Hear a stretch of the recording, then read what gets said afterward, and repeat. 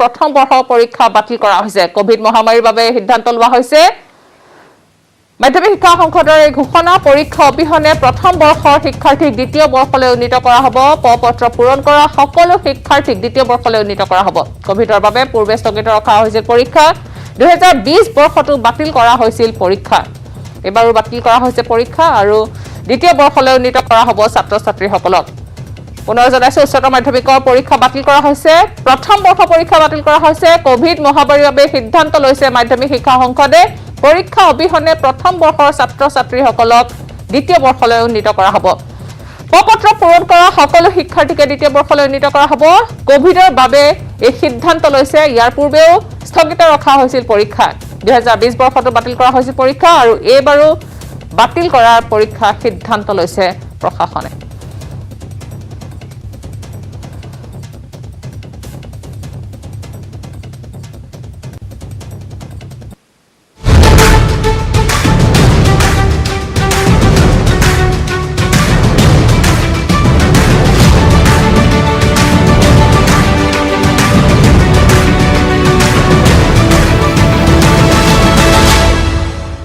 অসমৰ পঞ্চদশ মুখ্যমন্ত্ৰী ৰূপে শপত ল'লে ডক্টৰ হিমন্ত বিশ্ব শৰ্মাই আজি দুপৰীয়া 12 বজাত শ্ৰীমন্ত শংকৰদেৱ কলাক্ষেত্ৰত ডক্টৰ হিমন্ত বিশ্ব শৰ্মাক শপত বাক্য পাঠ কৰোৱাৰ ৰাজ্যপাল অধ্যাপক জগদীশ মুখীয়ে পৰম্পৰাগত সাজ পৰিধান কৰি মাতৃ পত্নী পুত্ৰক লগত লৈ শপত গ্ৰহণলৈ আহিল নতুন মুখ্যমন্ত্ৰী ডক্টৰ হিমন্ত বিশ্ব শৰ্মা দীৰ্ঘদিনীয়া সপোন বাস্তৱায়িত হ'ল ৰাজ্যৰ উদ্যমী ৰাজনৈতিক নেতাগৰাকীৰ 19জনীয়া মন্ত্ৰীসভাত আজি 14 জনেহে মন্ত্ৰীৰূপে শপত গ্ৰহণ কৰে 14জনীয়া মন্ত্ৰীসভাত স্থান পালে 6খন নতুন মুখে কেবিনেট মন্ত্ৰীৰূপে শপত ল'লে ৰঞ্জিত কুমাৰ দাসে মন্ত্ৰীসভাত স্থান পালে অজন্তা নেওগ উৰ্খাও গৌৰা ব্ৰহ্ম ডক্টৰ ৰণোজ পেকো অশোক সিংঘাল আৰু বিমল বৰাই মন্ত্ৰীৰূপে শপত ল'লে অগপৰ সভাপতি অতুল বৰা পৰিমল শুক্লবৈদ্য চন্দ্ৰমোহন পাটোৱাৰী কেশৱ মহন্ত ডক্টৰ ৰণোজ পেকো সঞ্জয় কিষাণ যোগেন মোহন অজন্তা নেওগ আৰু পিয়ুষ হাজৰিকাই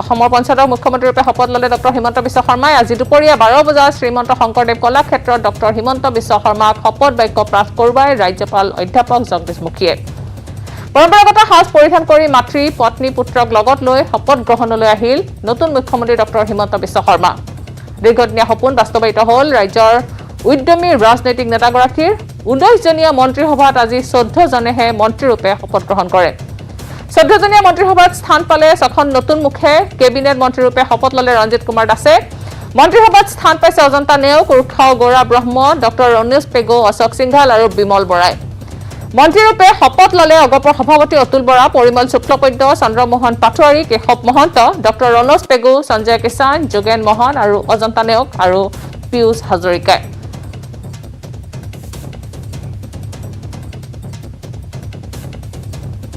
আজি মুখ্যমন্ত্ৰী ৰূপে শপত লয় হিমন্ত বিশ্ব শৰ্মাই আৰু লগতে 14জনীয়া মন্ত্ৰীসভাত স্থান পাইছে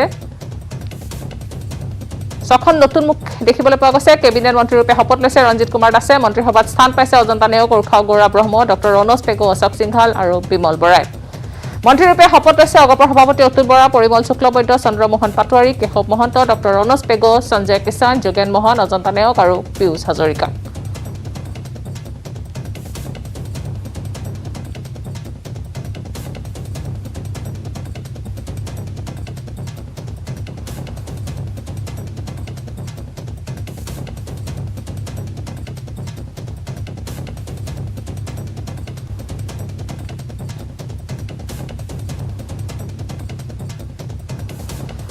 এই সন্দৰ্ভত আমি কথা পাতিম আমাৰ ডেস্কত আমাৰ উপস্থিত আছে আমাৰ জ্যেষ্ঠ সাংবাদিক অসীম কুমাৰ বৰা আপোনাৰ ওচৰলৈ আহিছো আৰু যেহেতু আজি শপত গ্ৰহণ কৰিছে নতুন মুখ্যমন্ত্ৰী হিচাপে হিমন্ত বিশ্ব শৰ্মাই আৰু মন্ত্ৰীসভাত ইতিমধ্যে কেইবাখনো নতুন মুখে দেখিবলৈ পোৱা গৈছে গতিকে মন্ত্ৰীসভাখন কেনে হৈছে বুলি ভাবে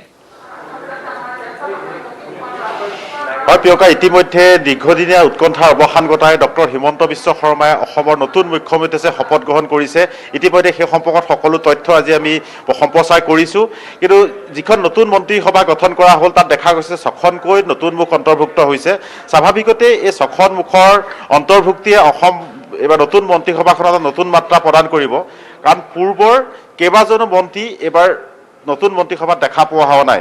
বিশেষকৈ এইবাৰ যিকেইজন নতুন মন্ত্ৰী ইয়াত অন্তৰ্ভুক্ত হৈছে তাৰ ভিতৰত হ'ল ডক্টৰ ৰণোজ পেগু, ৰঞ্জিত কুমাৰ দাস, তেওঁ বিজেপিৰ ৰাজ্যিক সভাপতি আছিল, বিমল বৰা, তেওঁ টিংখাং সমষ্টিৰ বিধায়ক, তাৰপিছত ইউজি বৰ্ম, তেওঁ বড়োলেণ্ডৰ এজন অন্যতম নেতা, UPPLত যোগদান কৰি তেওঁ নিৰ্বাচিত হৈ আহিছে। আৰু এজন নতুন মুখ হৈছে এইবাৰ পূৰ্বে মন্ত্ৰী আছিল অজন্তা নেওগ, তেওঁ কংগ্ৰেছত আছিল, বিজেপিত যোগদান কৰি গোলাঘাট সমষ্টিৰ পৰা নিৰ্বাচিত হৈ এবাৰ নতুন মুখ হিচাপে মন্ত্ৰীসভাত অন্তৰ্ভুক্ত হৈছে। আৰু এজন আহিছে অশোক সিংঘাল, তেওঁ দ্বিতীয়বাৰৰ বাবে ঢেকীয়াজুলি সমষ্টিৰ পৰা বিধায়ক হিচাপে নিৰ্বাচিত হৈছে আৰু এইবাৰ তেওঁ হিমন্ত বিশ্ব শৰ্মাৰ মন্ত্ৰীসভাত অন্তৰ্ভুক্ত হৈছে।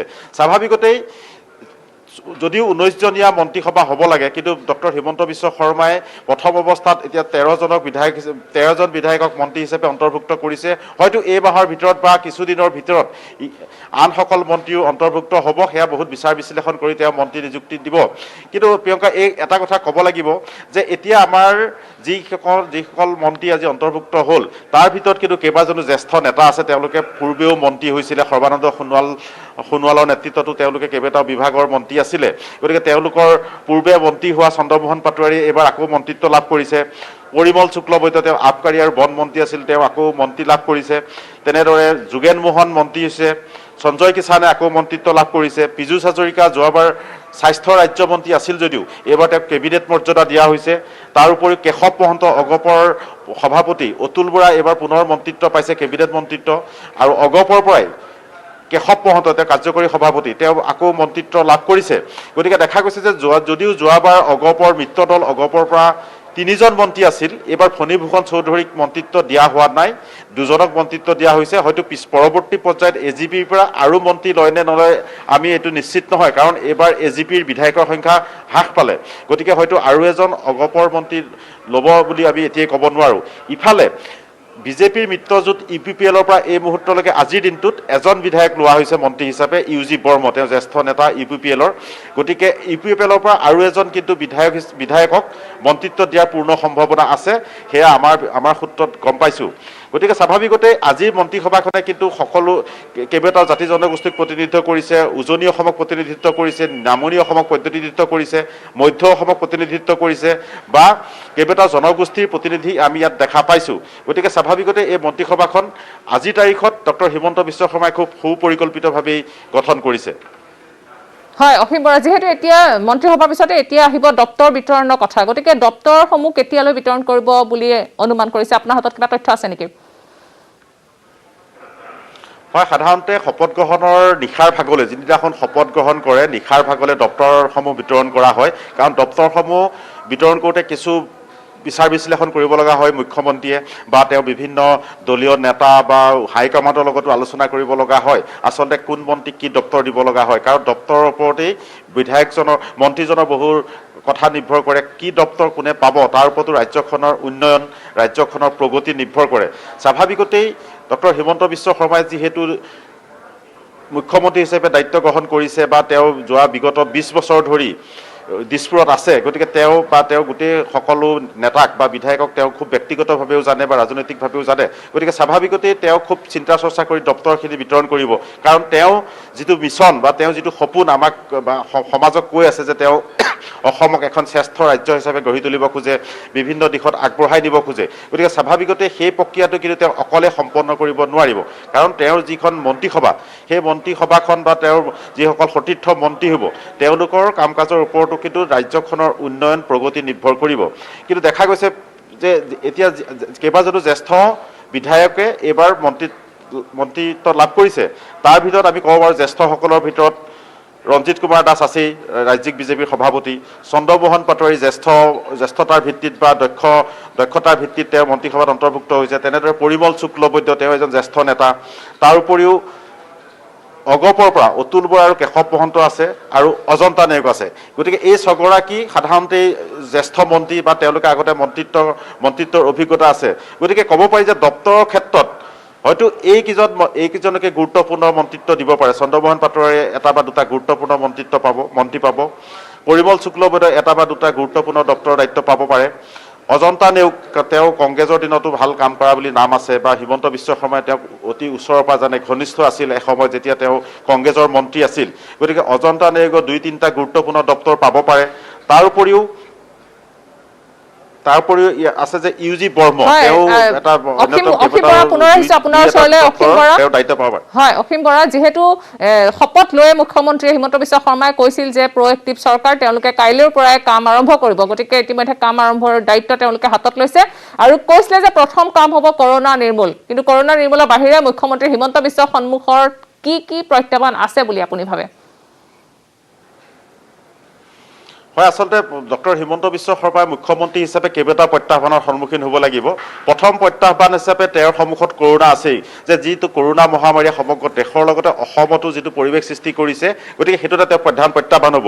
কিন্তু তেওঁৰ কাৰণে এটা সুবিধাজনক কথা হ'ল যে তেওঁ এই সমস্যাটো বা এই কৰোনাৰ পৰিস্থিতিটো তেওঁ পূৰ্বৰে পৰা মোকাবিলা কৰি আহিছিল। তেওঁৰ বাবে এইটো নতুন সমস্যা নহয়, কাৰণ তেওঁ স্বাস্থ্যমন্ত্ৰী হিচাপে বিগত চৰকাৰত তেওঁ স্বাস্থ্যমন্ত্ৰী হিচাপে কৰোনাৰ যিখন সংগ্ৰাম তেওঁ সবলভাৱে নেতৃত্ব দিছিল আৰু কৰোনা পৰিস্থিতি নিয়ন্ত্ৰণ কৰিছিল। আৰু এতিয়াও তেওঁ মুখ্যমন্ত্ৰীৰ দায়িত্ব গ্ৰহণ কৰাৰ আগলৈকে এই কৰোনা পৰিস্থিতিক লৈ তেওঁ সচেতন হৈ আছিল আৰু তেওঁ সেই সম্পৰ্কত বহু কাম কৰিছিলে।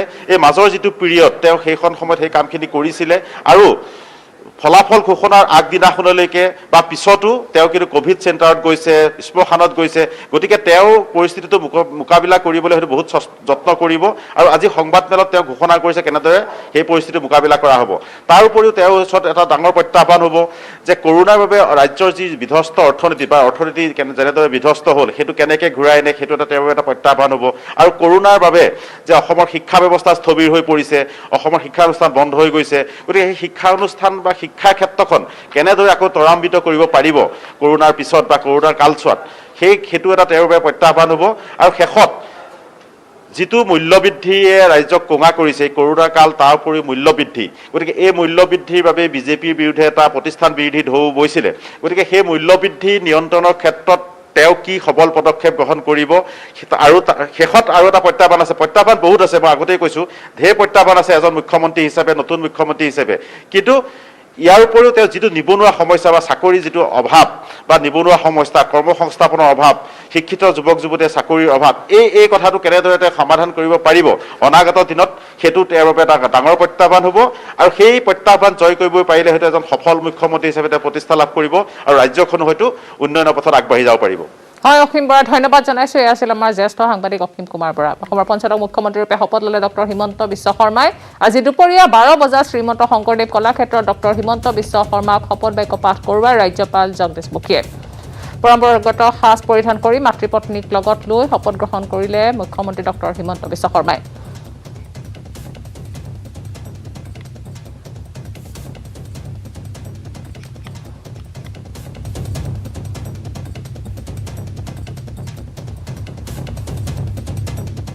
ব্ৰেকিং নিউজ, মুখ্যমন্ত্ৰীৰ দায়িত্ব লৈ প্ৰথমটো বদলিৰ নিৰ্দেশ দিছে হিমন্ত বিশ্ব শৰ্মাই। মুখ্যমন্ত্ৰীৰ প্ৰধান সচিব হিচাপে নিযুক্ত সমীৰ কুমাৰ সিনহাক।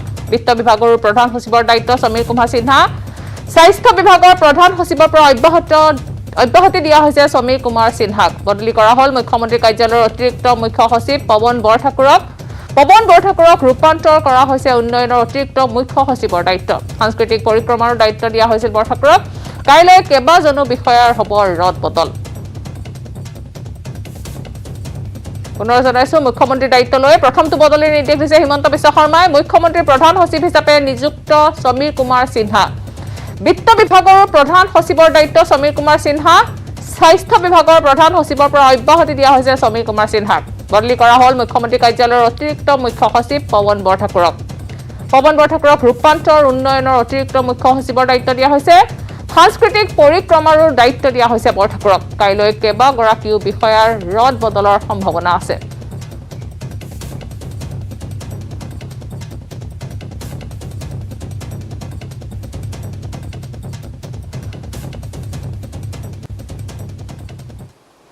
মুখ্যমন্ত্ৰী ডক্টৰ হিমন্ত বিশ্ব শৰ্মাৰ সংবাদমেল। মুখ্যমন্ত্ৰীৰূপে ডক্টৰ শৰ্মাৰ প্ৰথমখন সংবাদমেলতে নিৰ্বাচনী প্ৰতিশ্ৰুতি ৰক্ষাৰ পদক্ষেপ লোৱা হ'ব বুলি ঘোষণা কৰে। মাইক্ৰ' ফাইনেন্সৰ ঋণ ৰেহাইৰ আশ্বাস দিয়া হয়। লগতে কোভিড পৰিস্থিতিৰ নিয়ন্ত্ৰণত নতুন চৰকাৰে সৰ্বাধিক গুৰুত্ব দিব বুলিও মন্তব্য কৰে হিমন্ত বিশ্ব শৰ্মাই। মুখ্যমন্ত্ৰী শৰ্মাৰ ঘোষণা কোভিড পৰিস্থিতিৰ নিয়ন্ত্ৰণ মোৰ প্ৰথম কাম কোভিড আৰু বানমুক্ত অসম গঢ়াৰ সংকল্পৰ কথাও ঘোষণা কৰে মুখ্যমন্ত্ৰীগৰাকীয়ে লগতে ডক্টৰ শৰ্মাৰ ঘোষণা সন্ত্ৰাসবাদ নিৰ্মূলৰ ক্ষেত্ৰতো ল'ব পদক্ষেপ সমান্তৰালকৈ আলফা স্বাধীনক আলোচনালৈ অহাৰ আহ্বান জনায় ডক্টৰ শৰ্মাই শান্তিৰ প্ৰচেষ্টাৰে 5 বছৰত তেওঁলোকক মূল খুঁটিলৈ আনিব পাৰিম বুলি বিশ্বাস আছে অসমক শ্ৰেষ্ঠ 5 ৰাজ্যৰ এখন কৰাৰ লক্ষ্য স্থিৰ কৰাৰ ঘোষণাৰে মুখ্যমন্ত্ৰীগৰাকীয়ে এনআৰচিৰ 20% পুনৰীক্ষণৰ পোষকতাও কৰে যৌন নিৰ্যাতনকাৰীক শাস্তিৰ পদক্ষেপ লোৱাটো চৰকাৰৰ প্ৰাথমিক কৰ্তব্য হ'ব বুলিও মন্তব্য কৰে সকলো আইমাতৃয়ে অসমত সুৰক্ষিত বুলি অনুভৱ কৰিব পাৰিব বুলি আশ্বাস দিয়ে মন্ত্ৰী হিমন্ত বিশ্ব শৰ্মাই একেদৰে আলোচনাৰ মাজেৰে জনজাতিকৰণৰ ব্যৱস্থা কাইলৈ অনুষ্ঠিত হ'ব নতুন চৰকাৰৰ প্ৰথমখন কেবিনেট বৈঠক কোভিড পৰিস্থিতিক লৈ কেবিনেটত হ'ব আলোচনা আমাৰ চৰকাৰ প্ৰ'এক্টিভ চৰকাৰ আমাৰ সকলো সময়তে পাব আৰু কাৰ্যক্ষম চৰকাৰ হিচাপে আমাক কাইলৈৰ পৰাই দেখা পাব বুলি মন্তব্য কৰে হিমন্ত বিশ্ব শৰ্মাই ৰাজকোষত 7,000 কোটি টকা মজুত আছে বুলিও জনায় মুখ্যমন্ত্ৰীগৰাকীয়ে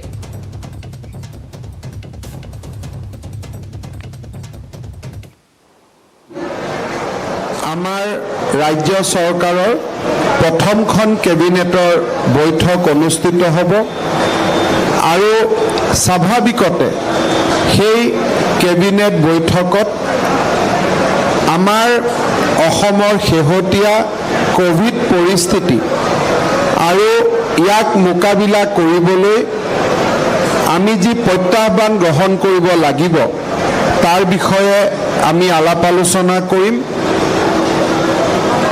ভাৰতীয় জনতা পাৰ্টি আৰু আমাৰ দুইটা মিত্ৰ দলে অসমৰ জনসাধাৰণৰ সন্মুখত প্ৰতিশ্ৰুতি আৰু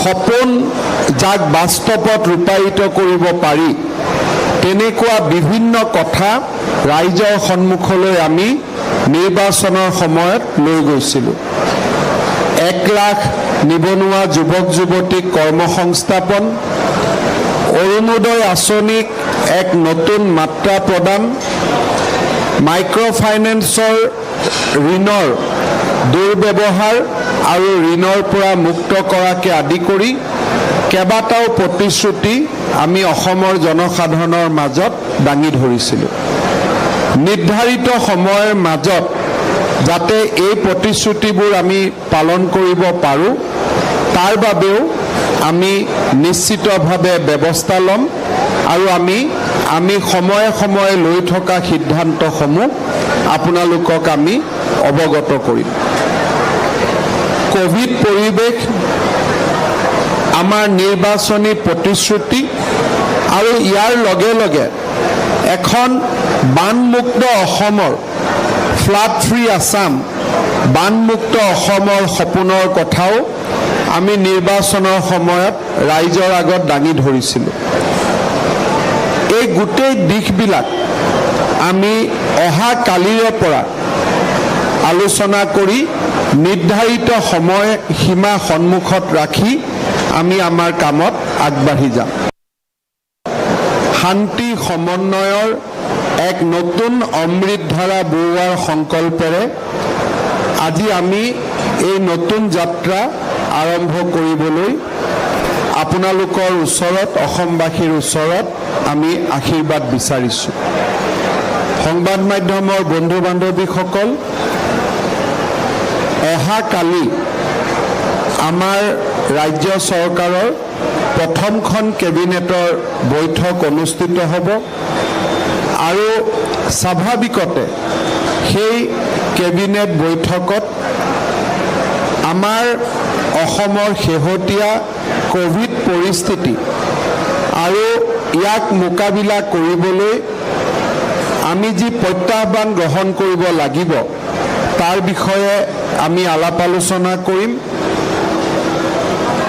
ভাৰতীয় জনতা পাৰ্টি আৰু আমাৰ দুইটা মিত্ৰ দলে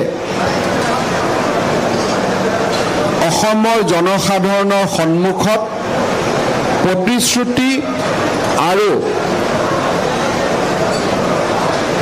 সপোন যাক বাস্তৱত ৰূপায়িত কৰিব পাৰি তেনেকুৱা বিভিন্ন কথা ৰাইজৰ সন্মুখলৈ আমি নিৰ্বাচনৰ সময়ত লৈ গৈছিলোঁ। 1 লাখ নিবনুৱা যুৱক যুৱতীক কৰ্মসংস্থাপন, অৰুণোদয় আঁচনিক এক নতুন মাত্ৰা প্ৰদান, মাইক্ৰ' ফাইনেন্সৰ ঋণৰ দুৰ্ব্যৱহাৰ আৰু ঋণৰ পৰা মুক্ত কৰাকে আদি কৰি কেইবাটাও প্ৰতিশ্ৰুতি আমি অসমৰ জনসাধাৰণৰ মাজত দাঙি ধৰিছিলোঁ। নিৰ্ধাৰিত সময়ৰ মাজত যাতে এই প্ৰতিশ্ৰুতিবোৰ আমি পালন কৰিব পাৰোঁ, তাৰ বাবেও আমি নিশ্চিতভাৱে ব্যৱস্থা ল'ম আৰু আমি সময়ে সময়ে লৈ থকা সিদ্ধান্তসমূহ আপোনালোকক আমি অৱগত কৰিম।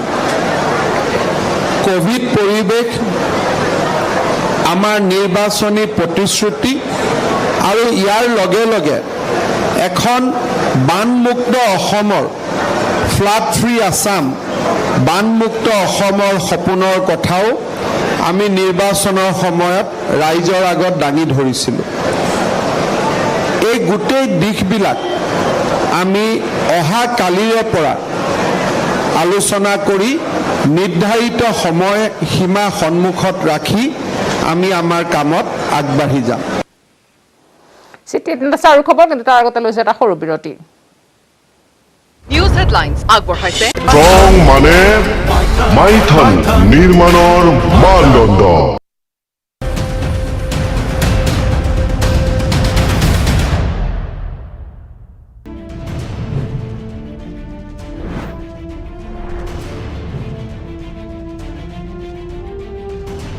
দেশত কৰোনাৰ ভয়াৱহ সংক্ৰমণ, 24 ঘণ্টাত 3,66,161 জন নতুনকৈ আক্ৰান্ত হৈছে। দেশত এদিনতে 3,754 জন কৰোনা আক্ৰান্তৰ মৃত্যু হৈছে আৰু প্ৰতিদিনে বাঢ়িবলৈ ধৰিছে মৃতকৰ সংখ্যা।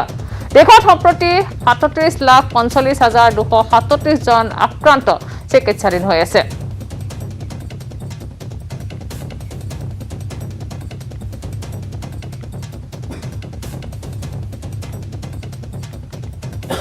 দেশত কৰোনাৰ ভয়াৱহ সংক্ৰমণ দেখিবলৈ পোৱা গৈছে। 24 ঘণ্টাত 3,66,161 জন নতুনকৈ আক্ৰান্ত হৈছে। দেশত এদিনতে 3,754 জন কৰোনা আক্ৰান্তৰ মৃত্যু হৈছে। প্ৰতিদিনে বাঢ়িবলৈ ধৰিছে মৃতকৰ সংখ্যা। দেশত সম্প্ৰতি 37,45,237 জন আক্ৰান্ত চিকিৎসাধীন হৈ আছে। খবৰ আৰু আছে, কিন্তু তাৰ আগতে ল'ব লাগিব পুনৰ এটা বিৰতি।